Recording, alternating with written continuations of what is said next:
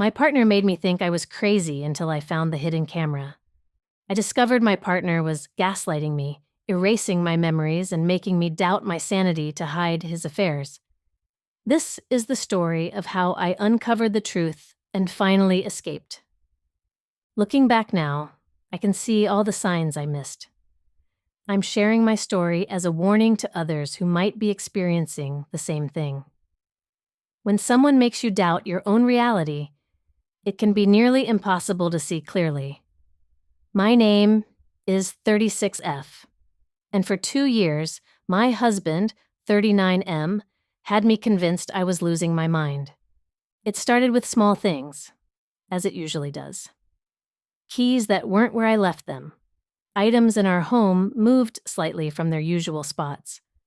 My earrings would disappear, only to reappear days later in places I'd already checked multiple times.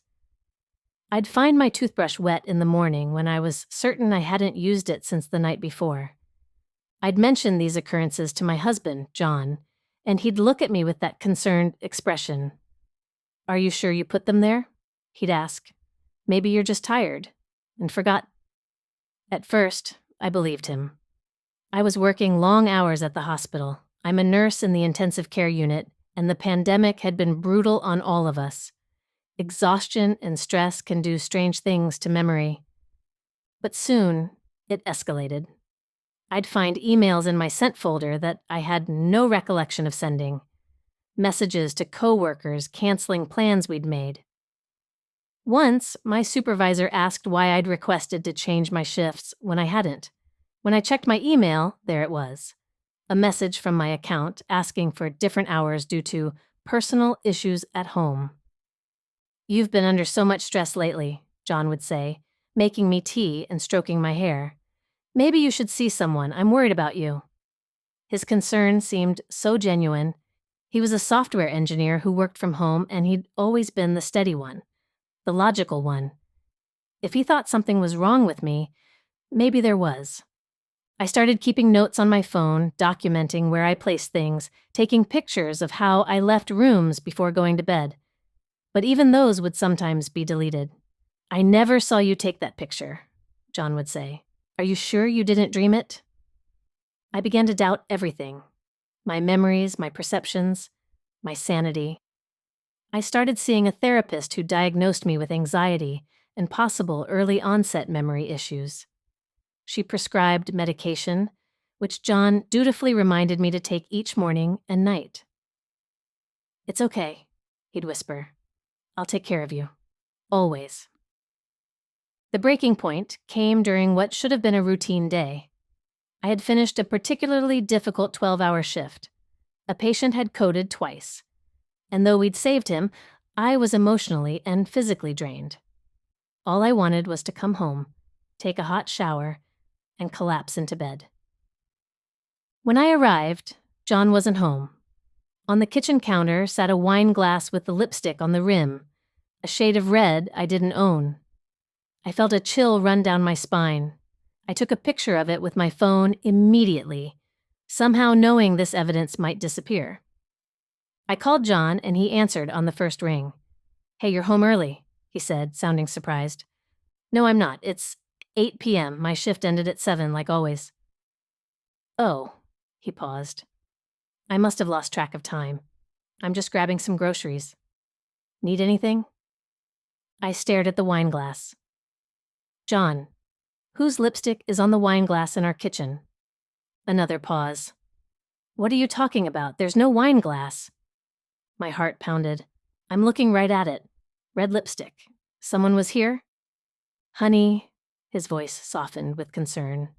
"There's no wine glass. I haven't been home all day. Are you okay? Did you take your medication this morning?"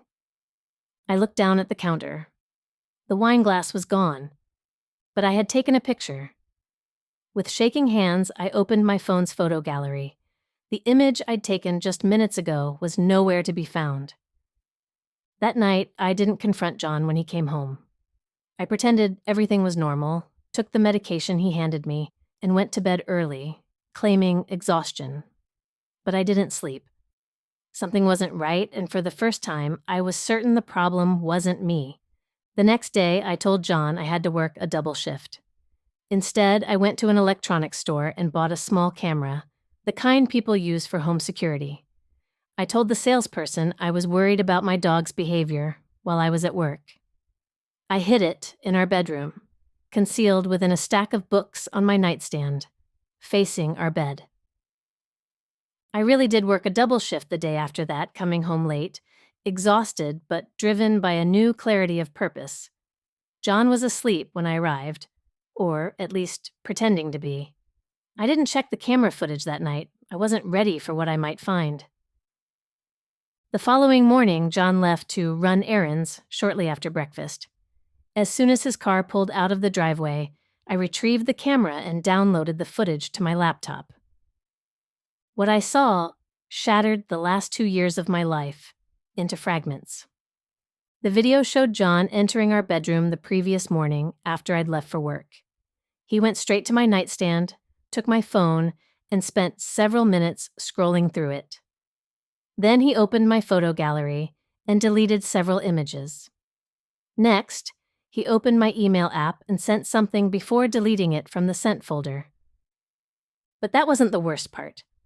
The footage from the afternoon showed John entering our bedroom with a woman I recognized, my friend Rebecca. They were laughing, kissing. They fell onto our bed, the bed I shared with my husband. I felt physically ill watching it, but I couldn't look away. After they finished, John said something that turned my blood to ice. "Don't worry about her suspecting anything. She thinks she's losing her mind. I've got her on medication that makes her groggy and forgetful. She doesn't trust herself anymore." Rebecca looked uncomfortable. "Don't you think that's a bit much? Couldn't you just get a divorce?" John laughed. "And lose half of everything? Besides, this is working perfectly. If she ever does catch us, I'll convince her it's a hallucination. Her own therapist thinks she's having memory issues." I stopped the video, my hands trembling. Everything became clear in that horrible moment. The moved items, the disappearing evidence, the deleted messages and photos. It was all John. He had been gaslighting me, systematically undermining my trust in myself, making me believe I was ill so he could cheat without consequences. The medication. I checked the bottle in our bathroom cabinet. A quick internet search of the pills inside showed they weren't the anti-anxiety medication my therapist had prescribed. They were sedatives, known for causing memory issues and confusion. The depth of betrayal was staggering. Not just the affair, but the calculated psychological manipulation. He had been willing to make me believe I was losing my sanity rather than simply end our marriage. How could someone who claimed to love me do something so cruel? I didn't confront John immediately. Instead, I made a plan. First, I stopped taking the fake medication, disposing of each pill down the drain. Within days, my head felt clearer than it had in months. I started documenting everything, saving copies of the video footage to multiple secure locations. I contacted a lawyer specializing in divorce cases involving psychological abuse. I also made an appointment with a new therapist, bringing along samples of the medication John had been giving me. When I finally confronted John, I did it with my lawyer present. We met at a neutral location, a conference room in my lawyer's office building. John arrived looking confused, believing I wanted to discuss treatment options for my worsening condition. The shock on his face when I played the video footage was something I'll never forget. He went from concerned husband to cornered predator in seconds. "You don't understand," he stammered. "I was trying to help you. You were becoming so paranoid, so difficult to live with." "By sleeping with my friend in our bed?" I asked quietly. "By drugging me and making me think I was losing my mind?" He changed tactics. "It was Rebecca's idea. She's been jealous of you for years." My lawyer interrupted his desperate lies. "Mr. Williams, I'd advise you to stop speaking and contact your own attorney immediately. What you've done constitutes several felonies, including administering controlled substances without consent. We're prepared to go to the police with this evidence." John's face drained of color.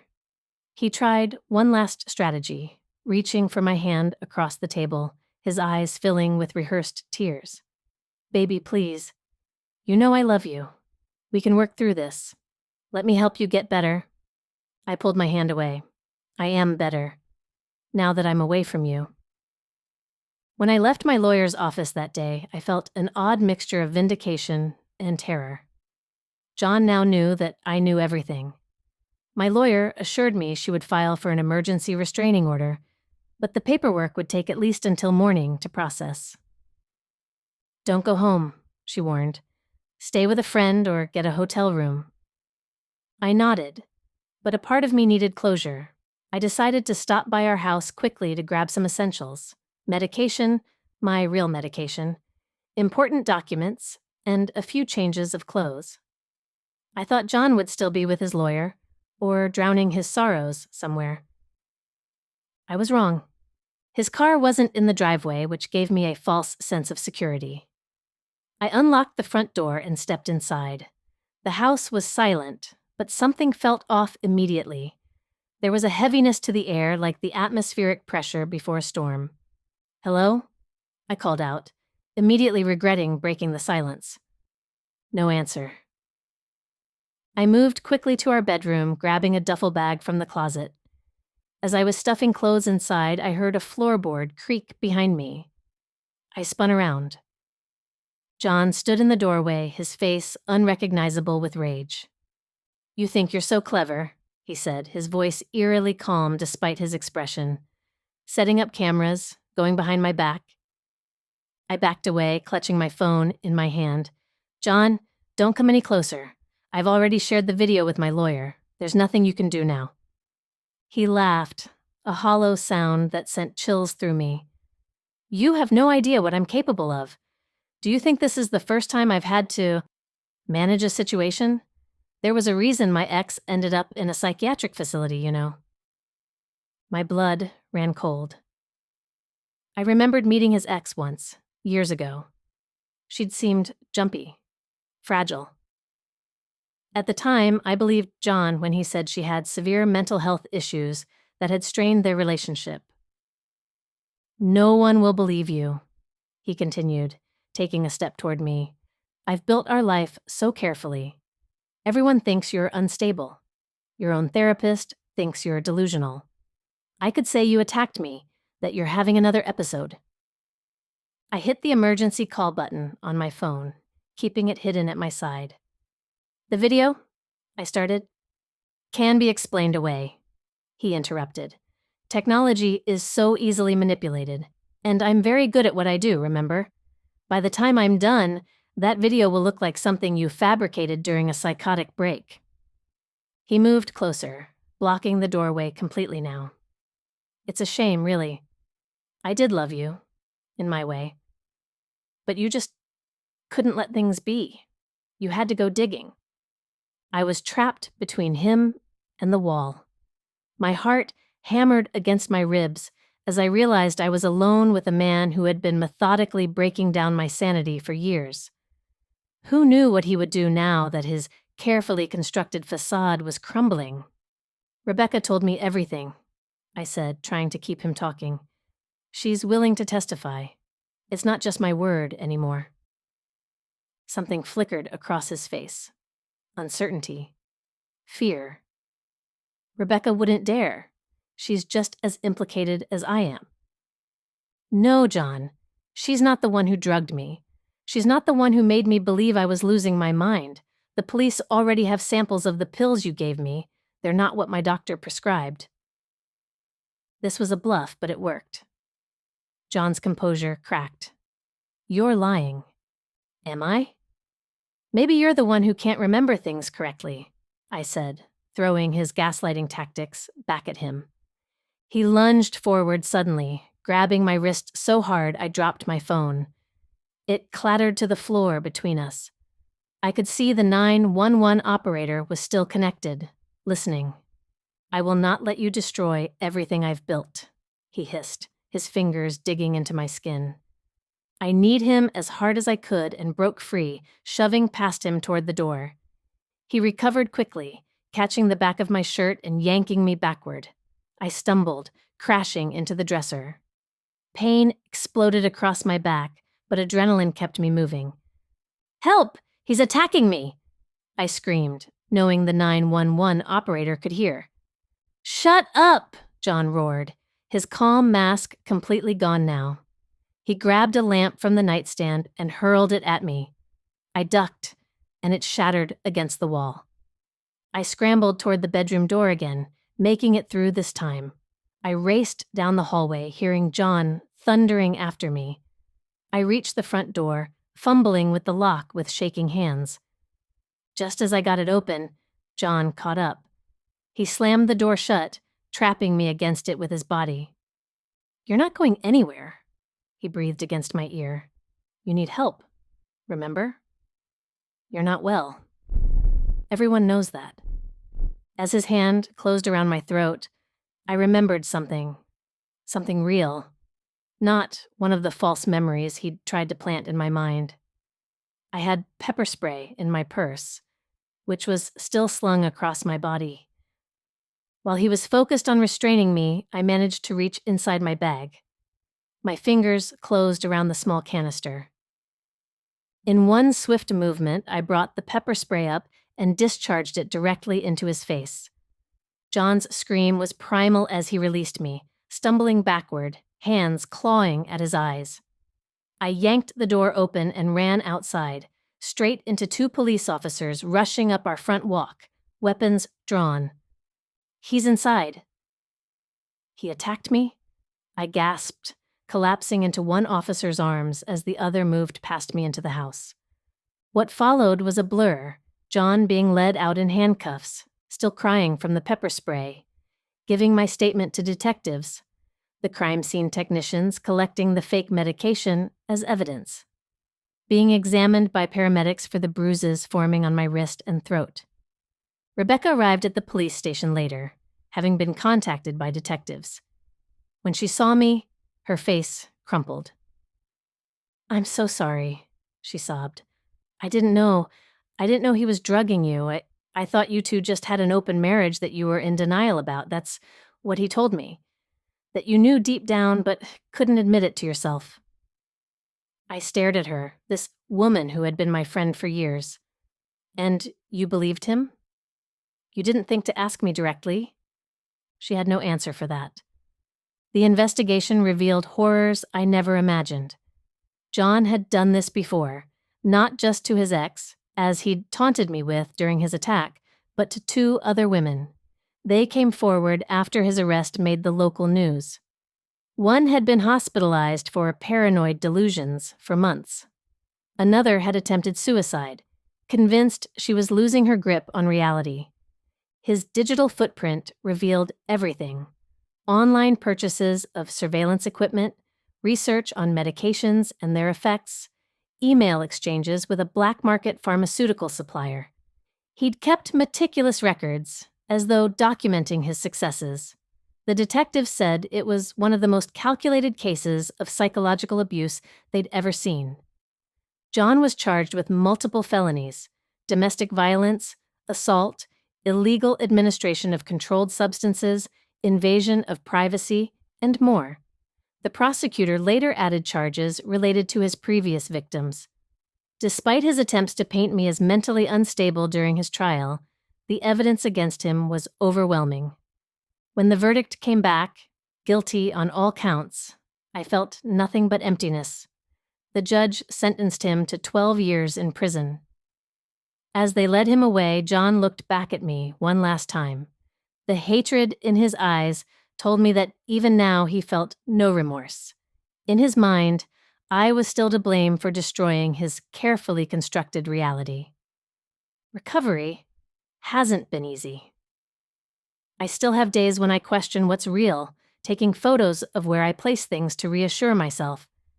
My therapist says this is expected after what I endured. The camera that exposed John sits on my bookshelf, not as a reminder of trauma, but as proof that I was strong enough to trust myself when everyone said I was crazy. That single act of self-trust saved my life. Detectives still email occasionally. They believe John had perfected his techniques on numerous victims before me. I sometimes wonder what might have happened if I hadn't placed that camera. Would I have ended up heavily medicated in a psychiatric facility like his first victim? Or worse? I focus now on rebuilding my life and helping others at a women's shelter, sharing my story with those trapped in the fog of gaslighting. The most important lesson I've learned is this: reality is precious and fragile. When someone tries to take it from you, to replace your experiences with their narrative, they are committing one of the most profound violations possible. Fight for your truth. It's worth saving. Thank you for watching. If you haven't subscribed yet, please do so and hit the notification bell to stay updated with more shocking stories.